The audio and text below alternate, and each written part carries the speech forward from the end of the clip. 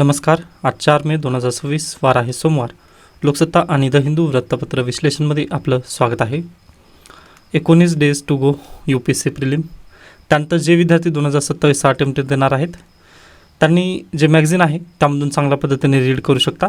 पण उर्वरित जे 19 दिवसानंतर UPSCची प्रिलिम देणार आहे त्यांनी पहा फक्त फास्टमध्ये न्यूज तुम्ही वाचून जायचं आहे, कारण परीक्षेला डायरेक्टली त्या दिवशीच्या वृत्तपत्रामधून पण प्रश्न येऊ शकतो. म्हणजे याच्यापूर्वी पण झालेला आहे. न्यूजपेपरमध्ये आर्टिकल आलेला होता व त्या दिवशीच UPSCने पण तोच प्रश्न केलेला होता. त्यासाठी पहा अगदी तुम्हाला डेली न्यूजपेपर तर वाचायचंच आहे, ओके, पण फास्टमध्ये तुम्ही वाचून घेत चला, कारण व्हिडिओ माझा 10 मिनिटाचा होतं, तुम्ही 5 मिनिटामध्येच न्यूजपेपर रेफर करू शकता. ओके, जे विद्यार्थी 2027ची तयारी करत आहेत त्यांच्यासाठी मात्र मी अगदी 10 ते 15 मिनिटांमध्ये न्यूजपेपर संपवण्याचा प्रयत्न करेन. ओके, फक्त हे मे महिन्यामध्ये आहे. पहा जून महिन्यापासून परत एकदा आपण एकदम डीपमध्ये जाऊन अभ्यास करणार आहोत. Okay, done. त्याच्यानंतर पहिली बातमी पहा, नरसापूर अत्याचार प्रकरणी पुणे ग्रामीण पोलीस दलाचा निर्णय, तपासासाठी विशेष पथक त्यांनी स्थापन केलेलं आहे. मग या केसमधून आपला बॅकवर्ड लिंकेजेस येऊ शकतं. पहा, शक्ती कायदा, महाराष्ट्र गव्हर्नमेंटने तयार केलेला शक्ती कायदा. ओके, मग या कायद्यामधील महाराष्ट्र शक्ती कायदा या कायद्यामधील प्रमुख तरतुदी लक्षात घ्यायच्यात आपला. तर घटक काय कठोर, तर पहा बलात्कार आणि सामूहिक बलात्काराच्या गुन्ह्यात जिथे गुन्हा अत्यंत क्रूर स्वरूपाचा असेल तिथे मृत्यूदंडाची शिक्षा या कायद्यानुसार आहे तरतूद करण्यात आलेली आहे.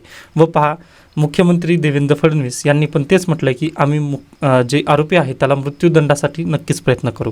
मग पहा इथे पण तोच प्रश्न आहे, महाराष्ट्र शक्ती कायद्यानुसार नक्कीच यामध्ये मृत्यूदंडाची कारवाई केली जाऊ शकते. त्यानंतर कालबद्ध तपास, गुन्हा नोंदवल्यापासून 15 कार्यालयीन दिवसाच्या आत तपास पूर्ण करणे बंधनकारक आहे. विशेष परिस्थितीत 7 दिवस वाढवता येऊ शकतात. त्यानंतर जलद, आरोपपत्र दाखल झाल्यापासून 30 कार्यालयीन दिवसांत खटल्याचा निकाल लावणे अपेक्षित आहे. नवीन गुन्हे, सोशल मीडिया किंवा डिजिटल माध्यमातून महिलांना धमकावणे, त्यांचा विनयभंग करणे किंवा बदनामी करणे याला जामीनपात्र गुन्ह्याच्या श्रेणीतून काढून कठोर केले आहे. त्यानंतर ॲसिड हल्ल्यातील पीडितेसाठी दंड आणि वैद्यकीय उपचारांसाठी आर्थिक मदतीची तरतूद असून दोषीला यानुसार पहा कारवाई केली जाऊ शकते. सॉरी, मी इथे पुढचं लिहिलेलं नाही आहे, तर मी काय करेन परत याला अपडेट करून आपल्या टेलिग्राम चॅनलवरती अपडेटेड PDF लवकरच प्रोव्हाइड करेन. ओके, व पहा हा शक्ती कायदा कधीचा आहे, 2020चा आहे व अंमलबजावणी लगेच 2020मध्ये चालू झालेली होती. ओके, तर नक्कीच हा महाराष्ट्र राज्यामधील कठोर कायदा आहे. महिलांचं संरक्षण किंवा पीडित महिलांना लवकरात लवकर न्याय मिळावा हे या कायद्याचा उद्देश आहे. हा पॉईंट तुम्ही लक्षात ठेवा. त्याच्यानंतर UPSC आणि MPSCच्या दृष्टिकोनातून जर या कायद्याला तुम्ही पाहिलात तर पहा सकारात्मक बाजू आणि नकारात्मक बाजू, कारण तुम्ही माहीत असाल GS2 तुम्ही जेव्हा पेपर पाहिलात त्यामध्ये पण असेच प्रश्न आले होते की दोन्ही पॉईंट तुम्हाला लिहायचे होते, सकारात्मक आणि नकारात्मक. तर पहा पहिलं आहे निवारक परिणाम, मृत्यूदंड आणि कठोर शिक्षेमुळे गुन्हेगारांना धाक निर्माण होईल. अगदी बरोबर आहे, पीडितेला त्वरित न्याय मिळू शकेल. त्यानंतर डिजिटल सुरक्षितता, सध्याच्या काळात सायबर गुन्ह्यांचे प्रमाण वाढले आहे, त्या दृष्टिकोनातून कायद्यात केलेल्या सुधारणा काळाची गरज आहे. इथं हा पॉईंट तुम्ही पाहू शकता, सोशल मीडिया किंवा डिजिटल माध्यमातून महिलांना धमकावणे, त्यांचा विनयभंग किंवा बदनामी करणे याला जामीनपात्र गुन्ह्याच्या श्रेणीतून कठोर श्रेणीकडे वळवण्यात आलेला आहे. हा अतिशय महत्त्वाचा स्वरूप आहे. मग अगदीच पहा इथे डिजिटल सुरक्षिततेसाठी पण शक्ती कायदा हा अतिशय महत्त्व आहे. त्यानंतर क्रिटिकल म्हणजे त्यावरती आव्हाने कोणती आहेत, तर पहा तपासाची गुणवत्ता, केवळ 15 दिवसांत तपास पूर्ण करण्याच्या दबावामुळे तपासाच्या गुणवत्तेवर परिणाम होऊ शकतो, ज्यामुळे निर्दोष व्यक्तीला शिक्षा होण्याची किंवा पुराव्यांच्या अभावी दोषी सुटण्याची शक्यता असते. त्यानंतर मृत्यूदंडाचा वाद, अनेक मानवाधिकार कार्यकर्ते मृत्यूदंडाच्या तरतुदीला विरोध करतात. त्यांच्या मते यामुळे गुन्हेगार पीडितेची हत्या करण्याची शक्यता वाढते पुरावा नष्ट करण्यासाठी. पहा त्यानंतर पायाभूत सुविधा, जलद निकालासाठी विशेष न्यायालय आणि पुरेशा न्यायाधीशांची कमतरता हे मोठे आव्हान आपल्या देशामध्ये नक्कीच आहे. त्याच्यानंतर तुम्ही व्हेट्टियन हे रजनीकांत यांचं मूवी पहा, त्यामध्ये अगदी पहा एन्काउंटर्सला विरोध किंवा जलद न्याय, ओके, जलद न्यायाच्या पाठीमागं का धावू नये हे त्या मूवीमध्ये अतिशय चांगल्या पद्धतीने समजावलेलं आहे. पहा मी पूर्वीपासूनच ते व्हेट्टियन नावाचं जे मूवी आहे ते तुम्हाला रेकमेंड करत असतो, तर प्लीज शक्य झालं तर तुम्ही मूवी पाहून घेऊ शकता. पण आता 20 दिवसांमध्ये तुम्ही पाहू नका, जे 2027चे जे ॲस्पिरंट आहेत ना ते नक्की पाहू शकता. म्हणजे थोडक्यात तुम्हाला समजावण्याचा प्रयत्न केला आहे की डायरेक्टली तुम्ही एन्काउंटरला वगैरे तिथे हे करू शकत नाही. त्यानंतर पुढे संबंधित घटनात्मक आणि कायदेशीर दुवे, तर पहा अनुच्छेद 15(3) राज्य महिला आणि मुलांसाठी विशेष कायदे करू शकते. बरोबर आहे. तुम्ही कलम 15मध्ये पाहू शकता डिस्क्रिमिनेशन करायचं नाही, परंतु तिथं अपवाद काही देण्यात आलेले आहेत. जसं तिथं आरक्षणाची पण तरतूद आहे तसं 15(3) महिलांसाठी आणि मुलांसाठी विशेष कायदे राज्य सरकार करू शकतं. त्यानंतर 21 सन्मानाने जगण्याचा अधिकार महिलांना पण आहे. त्यानंतर वर्षा समिती, जस्टिस वर्षा समिती रिपोर्ट पहा 2012च्या निर्भया प्रकरणानंतर या समितीने महिलांवर गुन्ह्यांबद्दल महत्त्वाच्या शिफारसी केल्या आहेत, ज्यांचा आधार या कायद्यासाठी घेतला गेलेला आहे. ओके, आय होप हा पॉईंट तुम्हाला समजला असेल व महाराष्ट्र शक्ती कायदा काय आहे हे पण तुम्हाला थोडक्यात समजला असेल. डन. त्याच्यानंतर कौल कोणाला, आज निवडणुकीचा निकाल आहे पहा सर्व राज्यांचा. पाहूयात कोण कुठे केव्हा कशा पद्धतीने जिंकेल. त्यानंतर व्हेनिसनामा, ही बातमी थोडंसं महत्त्वाची नाही आहे. पहा इस्रायल आणि रशिया हे दोघांनी पण व्हेनिसमध्ये त्यांचं काय म्हणू शकता चित्रदर्शनी लावण्यासाठी व्हेनिसमधील जनता विरोध करत आहे, त्याबद्दल आहे हे. पण पहा प्रिलिमला वगैरे असे प्रश्न येणार नाहीत, म्हणजे पुअर कॉस्ट बेनिफिट आहे, त्यामुळे आपण फास्टमध्ये पुढे जाण्याचा प्रयत्न करूयात. नेक्स्ट आहे मिसिंग लिंकवर वाहने थांबवणाऱ्यांना दंड लावण्यात येत आहे. त्यामुळे अगदीच फोटो काढण्यासाठी किंवा चित्रीकरण करण्यासाठी जर मिसिंग लिंकवर तुम्ही थांबाल तर तुम्हाला नक्कीच तिथे दंड लावण्यात येईल. काल 15 जणांना तिथं दंड बसवण्यात आलेला आहे. मग आता मिसिंग लिंकबद्दल MPSCला डायरेक्टली प्रिलिमला प्रश्न विचारला जाऊ शकतो. तर त्यासाठी पहा महत्त्वाकांक्षी प्रकल्पाविषयी 6,695 कोटी रुपये प्रकल्पाचा खर्च आहे. 13.3 किलोमीटर मार्गाची लांबी आहे आणि मुंबई पुणे अंतर 6 किलोमीटरने कमी झालेलं आहे. प्रवासाच्या वेळेत सुमारे 25 मिनिट होणार बचत. ओके, तर हा महत्त्वाचा पॉईंट आहे. 6 किलोमीटरने हा अंतर कमी झालेलं आहे आणि 13.3 किलोमीटर हे मार्गाची लांबी आहे. ओके, हे 2 पॉईंट तुम्ही प्लीज लक्षात ठेवा, परीक्षेला डायरेक्टली प्रश्न विचारतील.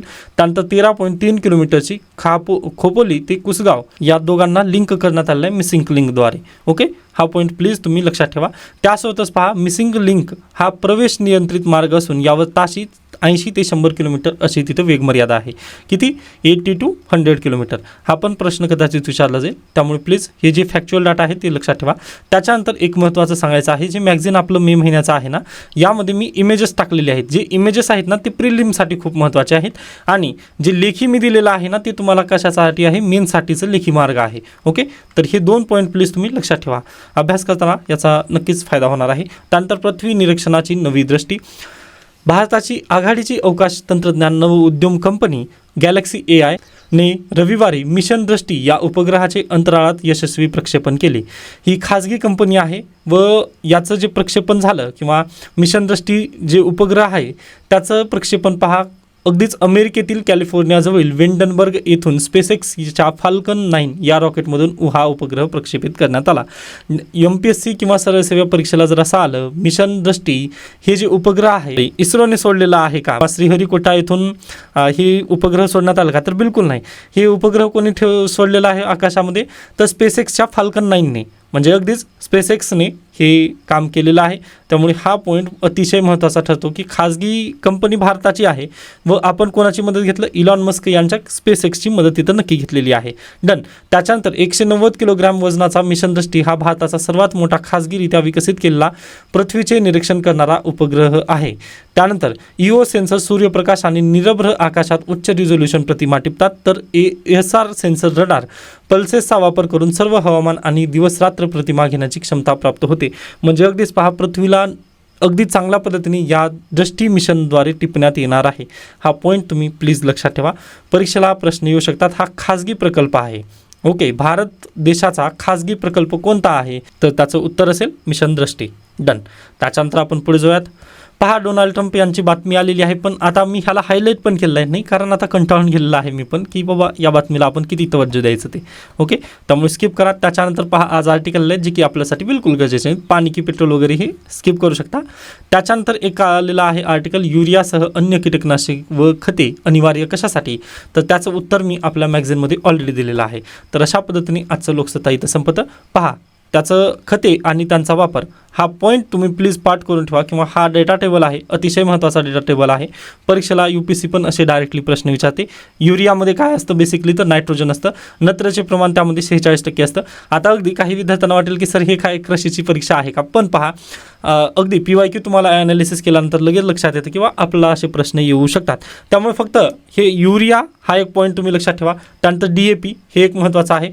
सॉरी थोडंसं परत इथं हे झालेलं आहे पहा, जे डाटा टेबल आहेत ना त्याला थोडंसं मला अपडेट करावं लागेल, कारण इथे पण हे झालेलं आहे ते ओके NPK बद्दलचं मी त्याला परत एकदा अपडेट करण्याचा प्रयत्न करेन व तुम्हाला लवकरच ते प्रोव्हाइड करेन. आता पहा आय थिंक परीक्षेला प्रश्न आलेला होता 1995 UPSCमध्ये वाटते की मिश्र खते कोणती आहेत यापैकी NPK हे तिन्हीचं मिश्रण असतं पहा 10-26-26 किंवा 19-19-19 ओके. हे काय NPK म्हणजे तिन्हीचं मिक्सचर असतं व पिकाच्या गरजेनुसार उदाहरणार्थ फळबागा किंवा भाजीपाला यासाठी हे अतिशय महत्त्वाचं असतं व पिकाला संतुलित अन्नद्रव्य मिळण्यासाठी मिश्र खतांचा वापर केला जातो.